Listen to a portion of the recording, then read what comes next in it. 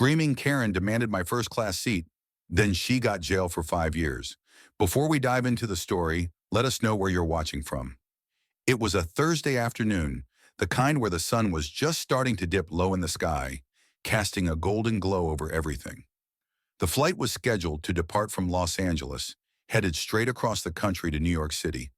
A typical red-eye flight, with the promise of landing in the early hours, right when the city started to wake up.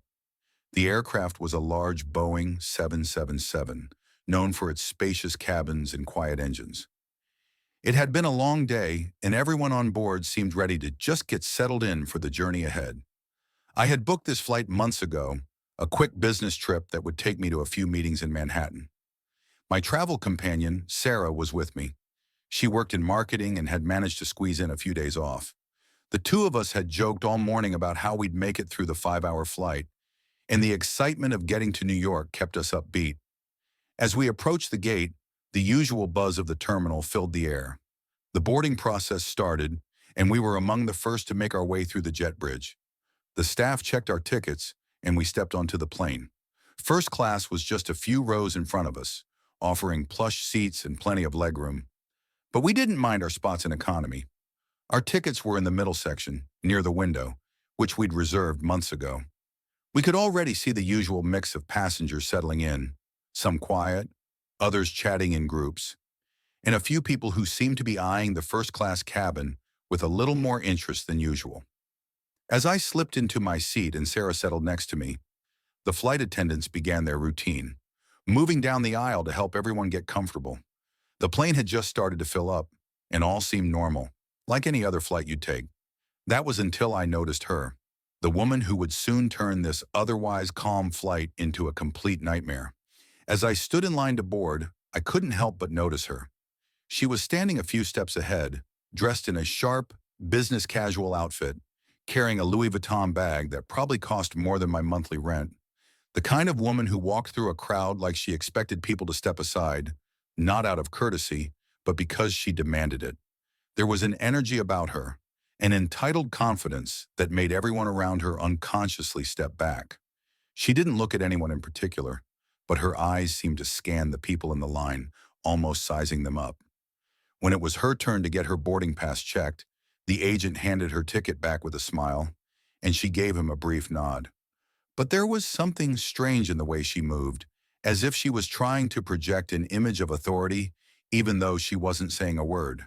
It wasn't until she boarded the plane that I realized what kind of scene she was about to create.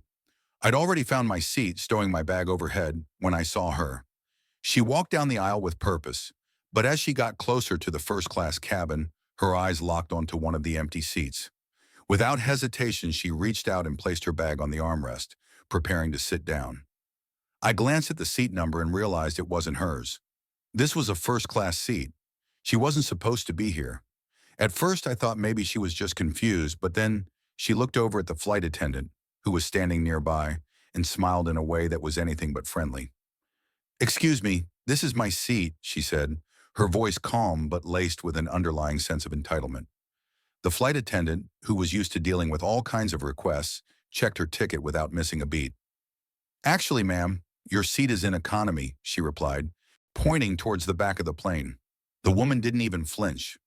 Instead, she tilted her head slightly and said, "I don't think you understand. I'm supposed to be in first class. There's been some mistake." She gave the attendant a look, one that I could only describe as a mix of irritation and superiority. She clearly expected to be treated differently. The flight attendant calmly explained that the first-class cabin was full and the woman would have to move to her assigned seat. But the Karen wasn't having it. She didn't even make a move to pick up her bag or leave. Instead, she stood there for a moment, sizing up the situation like she was trying to calculate how far she could push before anyone would stop her. Then she did something that made it clear this wasn't going to be an easy confrontation. She leaned in, speaking in a quieter tone, but loud enough for the passengers around her to hear. "I'll pay you extra. Just let me stay here. I don't care how much it costs," she said, making a gesture with her hand, as if money alone should solve everything. The flight attendant, who remained calm but now looked slightly frustrated, shook her head. "I'm sorry, ma'am, but I cannot let you sit here. It's against policy. The woman's face flushed for a moment, and I could see the shift, her friendly mask slipping into something darker. She wasn't going to take no for an answer. And as the seconds ticked by, it was clear this wasn't just a mistake or a simple misunderstanding. She was about to make a scene. The situation quickly began to escalate. At first, it was just a matter of her refusing to leave the first-class seat. But as the flight attendants politely but firmly tried to move her along, her demeanor shifted. The polite tone she had used with the attendant earlier was gone, replaced with a sharp edge in her voice. "I've flown with this airline for years," she snapped, now standing in the aisle with one hand gripping the armrest of the first-class seat. "I know people who will hear about this. You don't want to make an enemy out of me." Her words were dripping with a sense of entitlement, as if she thought the mere mention of her so-called status would grant her special treatment. I could see a few passengers glance at each other, their expressions showing a mix of discomfort and disbelief. It was as if we were all witnessing a train wreck, yet no one dared intervene. One of the flight attendants, a tall woman with short black hair, tried to keep the situation calm. "Ma'am, I understand your frustration, but you are in the wrong seat. We need you to move now so we can prepare for takeoff." She had remained professional, but there was a slight edge to her voice, a hint of the tension starting to build. That's when the woman's anger boiled over. She straightened up, threw her shoulders back, and raised her voice, loud enough for everyone in the vicinity to hear. "Do you have any idea who I am? You're going to regret this," she said, pointing a finger in the flight attendant's direction. It wasn't just a threat, it was an attack. She made it clear that she was using her status, real or imagined, as leverage. As the flight attendant started to call for help from the cockpit, the woman's tone became even more aggressive. "I'm not moving," she declared, her voice now shaking with rage. "And if you don't give me what I want, I will have your job. I know people who will make sure you're never allowed to work in this industry again." It was at that moment that a man seated a few rows behind her stood up, trying to defuse the situation. "Ma'am, please just take your seat. They're only doing their job," he said, his voice calm but firm. He probably thought that, like most of us, she'd calm down if someone reasoned with her. But he couldn't have been more wrong. Without warning, she whipped around, eyes narrowing into a glare, and snapped, "Mind your own business!" Her voice was cold, dripping with contempt. The man immediately backed off, visibly taken aback by her venom. I could hear a few scattered whispers among the other passengers, the tension in the air palpable. The flight attendants were starting to gather now, trying to remain calm but clearly unsure of how to handle someone so determined to get her way. One of them, a young woman who had been silent up to this point, gently asked, "Ma'am, please, you need to move to your assigned seat. We can help you find it." But the woman's next move was the most unsettling yet. She shoved the flight attendant aside, not hard enough to be considered assault, but enough to make the attendant stumble back. "Don't touch me," she hissed. "You'll regret it." The situation was spiraling out of control. The woman was no longer just demanding a seat. She was now making her anger everyone else's problem. She had crossed the line from a simple entitlement to open hostility. The flight attendants were trying to stay professional, but even they were starting to look unsure of how to de-escalate the situation. She was using every tactic at her disposal: intimidation, threats, and her inflated sense of importance, to try and force the crew to submit.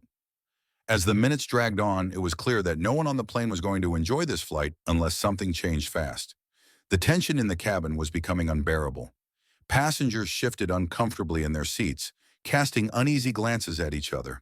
The woman wasn't backing down, and the flight attendants were doing everything they could to avoid a full-blown confrontation, hoping maybe that the situation would resolve itself.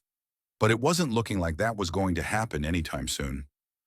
The flight attendants were trying their best to manage the situation, but it was clear that things were quickly getting out of hand.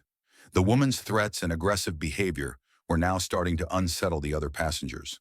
You could feel the tension in the air, the uncomfortable shifting of people's weight in their seats, and the murmur of whispered conversations. Every time one of the attendants spoke to her, she either ignored them or snapped back with an even sharper tone.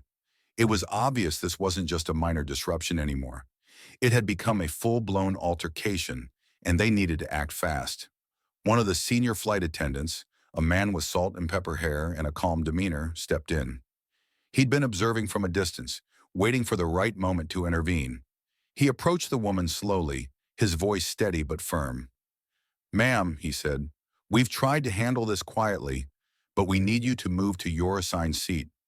I'm going to have to ask you to cooperate, or we'll have no choice but to involve security." The woman didn't even look at him. She just kept glaring ahead, as if she were willing herself into that first-class seat.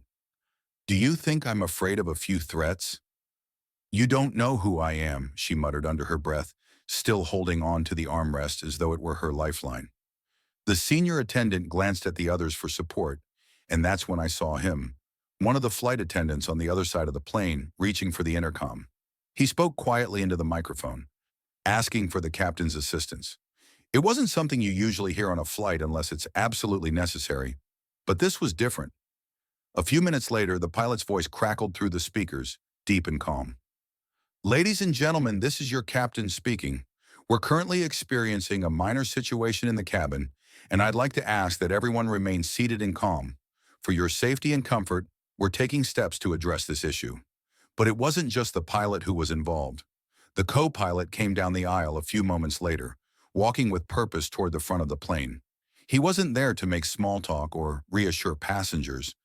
He was there to make sure the situation didn't escalate further.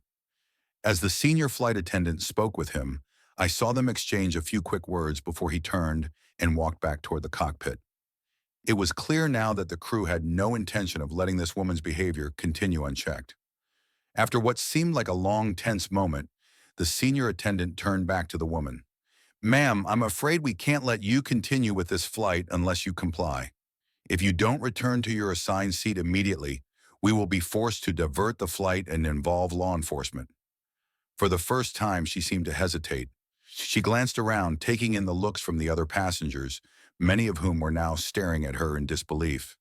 But instead of backing down, she squared her shoulders and glared at the flight attendants with a new level of defiance. At that point, the captain's voice returned over the intercom, this time with a different tone. "Ladies and gentlemen, in the interest of maintaining safety and ensuring that all passengers are comfortable, we will be making an unscheduled stop at the nearest airport. This is for your safety and the safety of everyone on board. We ask for your cooperation as we manage the situation." The flight attendants were now working in unison, moving swiftly to alert passengers to the change in plans. The woman's face was twisted with anger, but the crew wasn't backing down. It was clear they'd made the decision. This wasn't just a minor inconvenience anymore. The safety of everyone on board had been compromised by her out-of-control behavior. The plane would not be continuing to New York as planned. As the captain began coordinating with air traffic control to make the diversion, the mood on board shifted. People started looking at each other, some with curiosity, others with discomfort, as they realized we were going to be grounded. The flight attendants were busy ensuring that the rest of the cabin stayed calm, explaining the situation to confused passengers and preparing everyone for the unexpected stop. And just like that, the flight that was supposed to take us across the country had turned into a tense, unpredictable ordeal. The woman's stubbornness had forced the crew to make the difficult call. The plane would now be diverted, and it was clear things were about to get a lot more complicated for everyone involved. The plane's engines hummed steadily as we flew through the air, but the sense of unease in the cabin grew with each passing minute. The pilot had already announced that we were diverting to an unscheduled airport, but the reality of the situation hadn't fully hit until we started to descend. The cabin crew moved quickly but discreetly, making sure everything was in place for the unplanned stop. As we approached the runway, I could feel the plane's descent a little more pronounced than usual, sharp, almost abrupt. It was clear that the crew was taking every precaution to get us on the ground quickly. A few passengers around me whispered nervously, some glancing out the windows, trying to see where we were landing. There was no turning back now. We were headed for a smaller airport in a city I'd never heard of, far off our intended route. The plane touched down with a slight bump, the tires screeching against the runway as we made a hard landing. The sense of finality hit the cabin, and the air was thick with anticipation. No one spoke as the aircraft taxied to a stop at an isolated gate, far from the usual passenger terminals. The bright lights of the airport runway flickered outside the windows, casting long shadows across the cabin. Almost immediately, the flight attendants began moving swiftly, organizing everything with an urgency I hadn't seen before. They were in constant communication with the cockpit, relaying updates, making sure everyone was clear about the next steps. "Please remain seated," the senior flight attendant called out in a calm but firm voice, her hand raised to signal for silence. "We are currently waiting for law enforcement to board the plane. For your safety, please stay in your seats until further notice." The woman, still sitting defiantly in her first-class seat, seemed oblivious to the growing tension. She glared at the attendants as they moved past, clearly not expecting anything to happen. She probably thought she was in control, that somehow this whole situation was going to resolve in her favor. But that wasn't the case. It wasn't long before a few uniformed officers boarded the plane. They were calm but stern, their presence immediately noticeable. The woman stiffened as they approached her, clearly realizing this wasn't going to be an easy exit. One officer spoke first, his voice low but steady. "Ma'am, we need you to come with us. You're being removed from the flight for disruptive behavior." Her face went pale for a moment, but she quickly regained her composure, her eyes narrowing into a glare. "I don't think you understand," she began, her voice rising slightly. "You can't just do this to me. I demand to speak with your superior. I'll have your jobs for this." But the officers weren't swayed. They remained calm, repeating their request to deplane. Slowly, they began guiding her out of the seat. For a moment, she hesitated, sitting rigidly in place as though willing the officers to back down. But when the flight attendant stepped in, helping the officers clear the aisle, she finally stood up. Her movements were slow, deliberate, as if she still believed she could somehow get away with it. As the woman moved past, there was a noticeable shift in the cabin. Passengers were no longer whispering among themselves. They were watching intently, some with relief, others with disbelief. A few looked around at the flight attendants, nodding in silent approval, while others exchanged looks of shock, as if they couldn't believe what they were witnessing. This wasn't something you'd expect to see on a commercial flight, let alone one that was supposed to be a quiet, routine trip. The woman shot one last look at the first-class cabin as she was escorted down the aisle, her pride clearly bruised. As she passed by, there was a brief moment of silence before one passenger, a man seated near the back, muttered under his breath, "Good riddance." Others chuckled, the tension finally breaking, but it was a quiet, uneasy laughter, more out of relief than anything else. Once the woman was off the plane, the officers escorted her down the stairs and out of sight. The flight attendants stood by, their expressions a mix of exhaustion and satisfaction, knowing that they had done what was necessary to protect the rest of us. As soon as the door was closed, the captain's voice returned over the intercom. "We thank you for your patience during this situation," he said, his tone steady. "We are now waiting for clearance to return to our original route. Please remain seated as we prepare to depart once again." But even as the plane started to taxi back toward the runway, it was clear that the mood on board had shifted. Passengers who had been tense just moments ago were now settling back into their seats, some even laughing quietly amongst themselves. The crew, too, seemed more at ease, though their professionalism remained. It was obvious this wasn't just another minor delay. It had been a full-on disruption, and it had left its mark on everyone.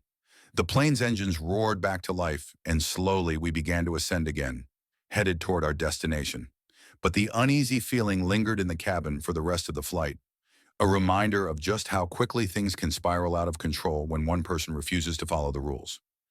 After the flight was diverted and the woman was escorted off the plane, the situation didn't end there. Law enforcement had already been briefed on her behavior, and it didn't take long for them to file charges. The charges against her were serious: disturbing the peace, resisting a flight crew's instructions, and creating a dangerous disruption in a public place. But what made her case even more severe were the legal consequences that followed.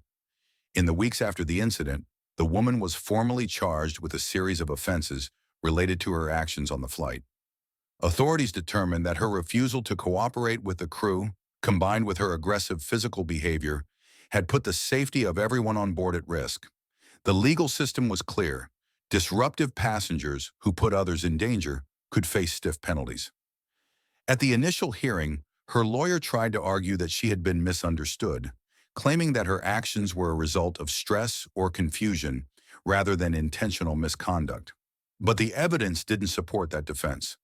The flight attendants had detailed the entire interaction, from the woman's refusal to sit in her assigned seat to her physical confrontation with the crew, and law enforcement had testimony from the officers who had removed her from the plane.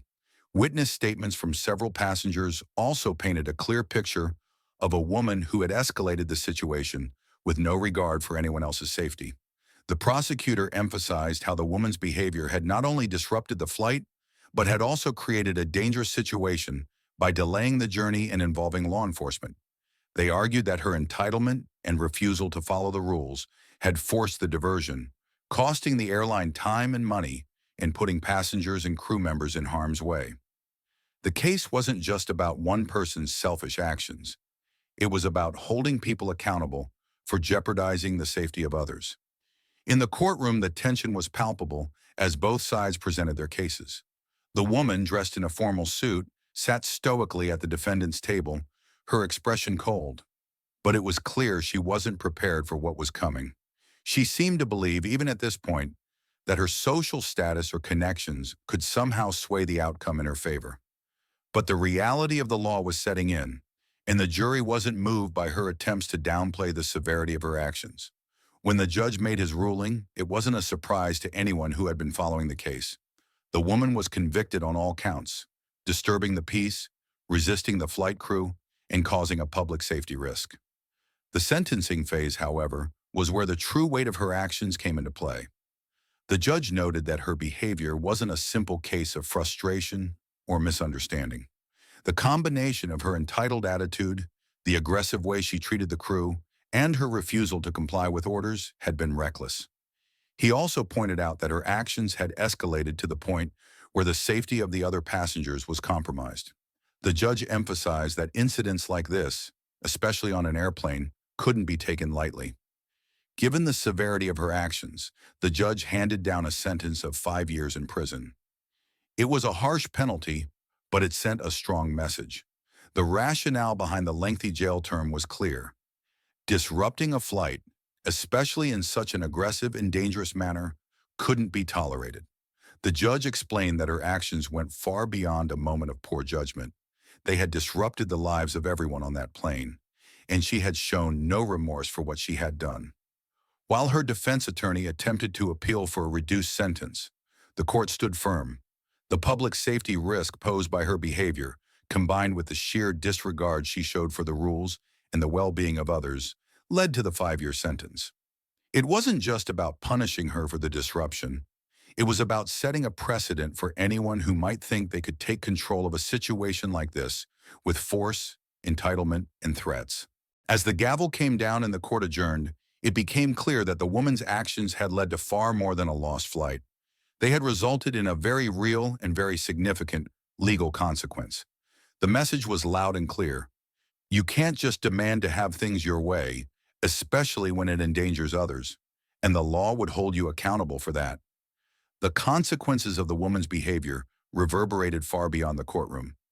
Incidents like this have a lasting impact on the aviation community, forcing airlines to reassess their policies and procedures when it comes to passenger conduct. In the wake of her outburst, several major airlines reviewed and, in some cases, strengthened their protocols for dealing with disruptive passengers. The event served as a wake-up call to the industry, underscoring just how quickly an ordinary flight could turn into a high-stakes situation, potentially endangering passengers and crew alike. Airlines began implementing stricter rules about seating assignments and onboard behavior, especially in the premium cabins. They recognized that allowing passengers to challenge seating arrangements or make demands without consequence could lead to further disruptions. More resources were directed towards training flight attendants in conflict resolution and de-escalation techniques, equipping them with the tools to handle difficult situations before they spiraled out of control. Additionally, many airlines revisited their policies on passenger behavior, implementing zero-tolerance guidelines for those who refused to comply with crew instructions. The message was clear: misbehavior wouldn't be tolerated, and there would be serious consequences for those who disrupted the flight experience for everyone else.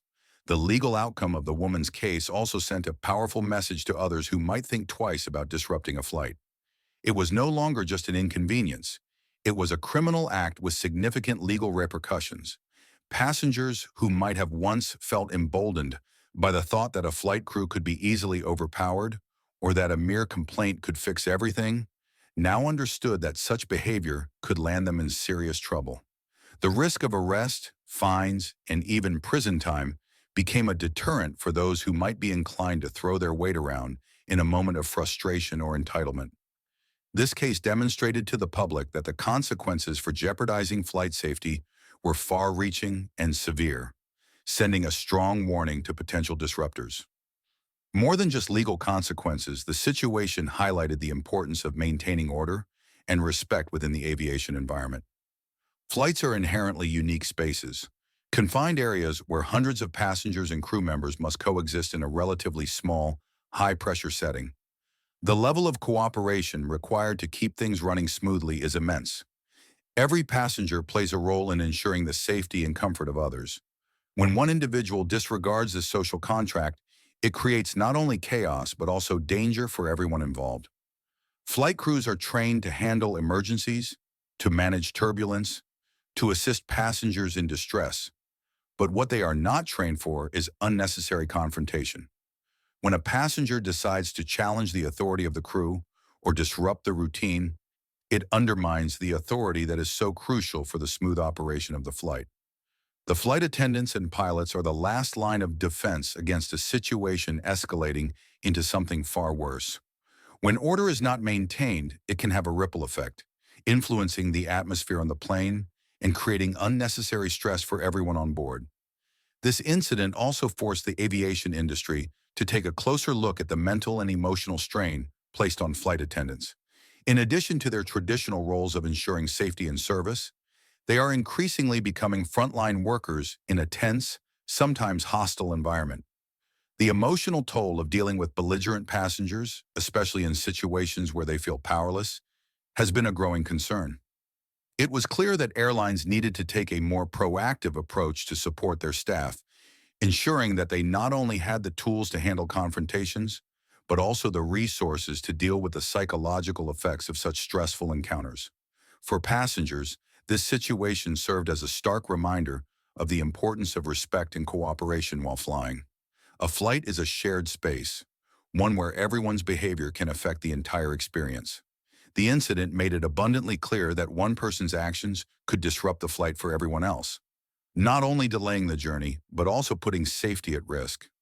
It's a space where the unwritten rules of civility and cooperation are crucial, and everyone must do their part to ensure that order is maintained. Reflecting on the incident, it's clear that there are several key lessons to take away. First and foremost, the importance of personal responsibility cannot be overstated. We all have a role to play in creating a respectful and safe environment, especially in confined spaces like an airplane. A single person's refusal to follow basic rules and cooperate with flight crew can have far-reaching consequences, not just for themselves, but for everyone on board. Whether it's respecting your assigned seat or understanding the crew's authority, maintaining order is critical in ensuring that everyone's journey remains as smooth and safe as possible. The incident also reinforces the need to respect authority, particularly in high-pressure environments like aviation. Flight attendants and pilots are trained to handle everything from turbulence to emergencies, and their decisions are made with the safety and well-being of passengers in mind. Disregarding their instructions isn't just rude, it's dangerous. As passengers, we trust the crew to keep us safe, and that trust needs to go both ways. Recognizing the importance of this cooperation is vital, not only for maintaining order on flights, but for protecting everyone in the air. This story also serves as a reminder that actions have consequences. What might seem like a small confrontation or a moment of frustration can snowball into something much more serious, affecting not only your own life, but also the lives of those around you. The woman's actions didn't just ruin her own flight experience, they disrupted an entire plane's journey, leading to legal repercussions and a long-term impact on her life. We'd love to hear your thoughts on this. Have you ever witnessed a disruptive incident on a flight? How did the crew handle it? And what do you think the consequences should be for passengers who act out? Share your experiences and opinions in the comments below. We're always interested in hearing from you.